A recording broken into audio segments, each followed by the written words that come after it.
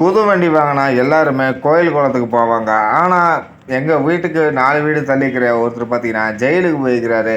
அந்த கதை எப்படி நடந்துச்சுன்னு இந்த வீடியோவில் பார்ப்போம். வீடியோ ஸ்கிப் பண்ணாமல் பாருங்கள். மறக்காம சேனலை சப்ஸ்கிரைப் பண்ணிக்கோங்க. அதாவது பார்த்தீங்கன்னா அவர் பேர் மாரியப்பன். அவருக்கு 2 பசங்க. கிட்டத்தட்ட பார்த்தீங்கன்னா எங்கள் வீட்டை தள்ளி 4 வீடில் தான் அவர் குடியிருக்கிறாரு. ஒரு நாள் பார்த்தீங்கன்னா வீட்டுக்கு முன்னாடி ஜெய ஜெய ஜெய ஜெயன்னு கூட்டம். அதாவது என்ன விசேஷம்னு பார்த்தீங்கன்னா காலங்காத்தால் பையன் கேட்டாருன்னு நம்ம மாரியப்பன் பார்த்தீங்கன்னா பையனுக்கு புது பைக் ஒன்று வாங்கி கொடுத்துக்கிறாரு. அதாவது பார்த்தீங்கன்னா பையன் ஃபஸ்ட் இயர் காலேஜ் போகிறான், அதனால் வண்டியில் போகட்டும் ஆசைப்பட்டு கேட்குறான் நம்ம பையன் அப்படின்னு சொல்லி இவரும் பார்த்தீங்கன்னா கடனை உடனே வாங்கி ரெடி கேஷ் கட்டியே ஒரு பைக் எடுத்து கொடுத்துட்டாரு. நீ போயிட்டு வா சாமி அப்படின்னு. கிட்டத்தட்ட பார்த்தீங்கன்னா பையனும் அந்த வண்டியில் காலேஜ் போயிட்டு வந்துட்டு தான் இருந்தான். அவருக்கு இருக்கிற சின்ன பையன் பார்த்தீங்கன்னா கொஞ்சம் குறும்புக்காரன், கொஞ்சம் விளையாட்டுத்தனமான பையன். கிட்டத்தட்ட பார்த்தீங்கன்னா அவன் கொஞ்சம் அறகுறையாக தான் வண்டி ஓட்டுவான். ஒரு நாள் பார்த்தீங்கன்னா நம்ம மாரியப்பன் கடைக்கு போயிட்டு வாக்கன்னு அப்படிங்கும்போது பார்த்தீங்கன்னா அந்த அன்னைக்கு ஞாயிற்றுக்கிழமை சாமிங்காட்டி கிட்டத்தட்ட பார்த்தீங்கன்னா சின்ன பையன் நான் போயிட்டு வரேன்ப்பா அண்ணன்கிட்ட வண்டி சேவை வாங்கி கொடுங்கன்னு சொல்லி இந்த புது பைக்கை பார்த்தீங்கன்னா சின்ன பையன் எடுத்துகிட்டு போயிருக்கிறான். ஆனால் அந்த சின்ன பையன் எடுத்துகிட்டு போனதுக்கப்புறம் தான் மாரியப்பனோட தலையெழுத்தே மாறப்போகுதுன்னு அவருக்கு அப்போ தெரியல. கிட்டத்தட்ட பார்த்தீங்கன்னா சின்ன பையனும் வண்டி ஓரளவுக்கு ஓட்டுவான், ஆனால் அரை குறையமாக தான் ஓட்டுவான். சின்ன பசங்க எப்படி வண்டி ஓட்டுவாங்கன்னு உங்களுக்கே தெரியும். அதாவது பார்த்தீங்கன்னா பைக்குன்னு கையில் கிடச்சிட டர்ரு பூர்னு எடுத்து ஓடிட்டு இருப்பானுங்க. அதாவது பார்த்தீங்கன்னா அவங்களுக்கு பிரேக் எந்த இடத்துல பிடிக்கணும்னு கூட தெரியாது. ஆனால் சீன் போகிறங்கிற மாதிரி ஊர்களை கெத்து காட்டுங்கிற மாதிரி அவனுங்க ஒரு ஆர்வ கோளாலே ஓடி சுற்றுவானுங்க. அதை பார்த்தீங்கன்னா யூகிக்காத நம்ம மாரியப்பன் பார்த்தீங்கன்னா சின்ன பையன்கிட்ட வண்டி சாவியும் வாங்கி கொடுத்தாரான். ஒரு இடத்துல பார்த்தீங்கன்னா பையன் பைக் எடுத்துகிட்டு போய் அரை மணி நேரம் ஆகுது, இன்னும் பையனை காணோம் அப்படின்னு சொல்லிட்டு மாரியப்பன் பார்த்தீங்கன்னா பையன் செல்லுக்கு ஒரு ஃபோன் அடித்து பார்க்குறான். அப்போ பார்த்தீங்கன்னா அப்பா கடையில் கூட்டமாக இருக்குது, நான் வந்துடுறப்பா இன்னும் கொஞ்சம் நேரத்தில் அப்படின்னு சொல்லும்போது பக்கத்தில் ஏதோ சவுண்டெல்லாம் கேட்குதுங்க. அப்படி என்னப்பா ஆச்சு, எங்கே இருக்கிற நீ சொல்லு, நான் வர்றேன், எந்த கடையில் இருக்கிற அப்படின்னு கேட்கும்போது அப்போ ஒரு சின்ன தப்பு நடந்து போச்சுப்பா, நீங்கள் வாங்கப்பா அப்படின்னு சொல்லும்போது கிட்டத்தட்ட பார்த்தீங்கன்னா இவர் வீட்டில் இருந்து 4 தெருவு தள்ளி பார்த்தீங்கன்னா கடை ஒன்று இருக்குது. அங்கே போய் பார்த்தீங்கன்னா மாரியப்பனுக்கு என்னாச்சும் ஏதாச்சும் தெரியல அப்படின்னு சொல்லி பெரிய பையனும் மாரியப்பனும் போய்க்கிறாங்க. அங்கே போய் பார்த்தீங்கன்னா ஜே ஜே ஜேன்னு கூட்டமாக நின்றுருக்குது. சரி நம்ம பையன் தான் ஏதோ வில்லங்கம் பண்ணிட்டாங்கன்னு இவங்க நினச்சிக்கிட்டே போவேன்.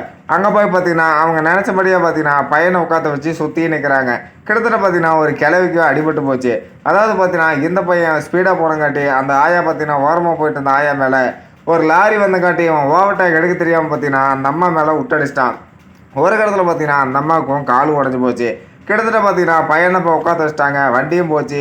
சரியான லாக்கு நம்ம மாரியப்ப. அதுக்கப்புறம் பார்த்தீங்கன்னா என்ன தான் இதுக்கு பைசல் பண்ணலாம் அப்படிங்கிற மாதிரி அங்கே இருக்கிறவங்கெல்லாம் சண்டைக்கு வந்துட்டாங்க நம்ம மாரியப்பட்ட.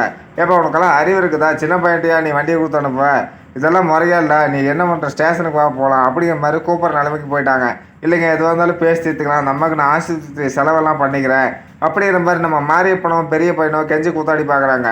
ஆனால் அவங்களோட பசங்கள்லாம் பார்த்தீங்கன்னா அந்த அம்மாவோட பசங்கள்லாம் பார்த்தீங்கன்னா இதெல்லாம் வேலைக்கு ஆகாது, இதே உயிர் போயிருந்தா நீ திருப்பி கொடுப்பியா அப்படிங்கிற மாதிரி நம்ம மாரியப்பனை சுற்றி வளைச்சி பிடிச்சிக்கிட்டாங்க. அந்த இடத்துல பார்த்தீங்கன்னா அங்கேருந்த ஆளெல்லாம் போலீஸுக்கு ஃபோன் பண்ண மாட்டி கிட்டத்தட்ட போலீஸ் அதிகாரிகளும் அங்கே வந்துட்டாங்க.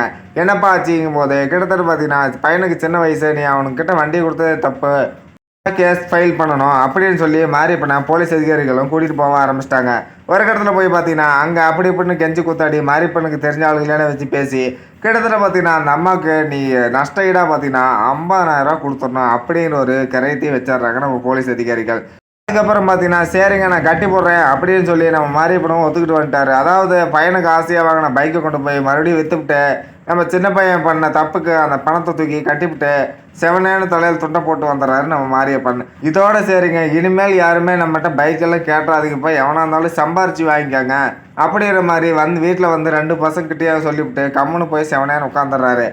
இருந்து என்ன தெரியுதுன்னா சின்ன பசங்கிட்ட வண்டியை கொடுத்தா நம்மளே நல்லா இருந்தாலுமே அது ஆட்டோமேட்டிக்காக வந்து நம்மளை தேடி வேணால் வந்துருங்கிறது நிசந்தனமாக உண்மையாகி போச்சு. நிறையா பேர் பார்த்தீங்கன்னா என் பையன் பைக் ஓட்டுறான், ஊருக்காரங்க முன்னாடி ஓட்டி காட்டுறாங்கிற மாதிரி பெருமையாக நினச்சிக்கிட்டு சின்ன பசங்கிட்ட வண்டியை கொடுத்து அனுப்பிச்சுட்றது.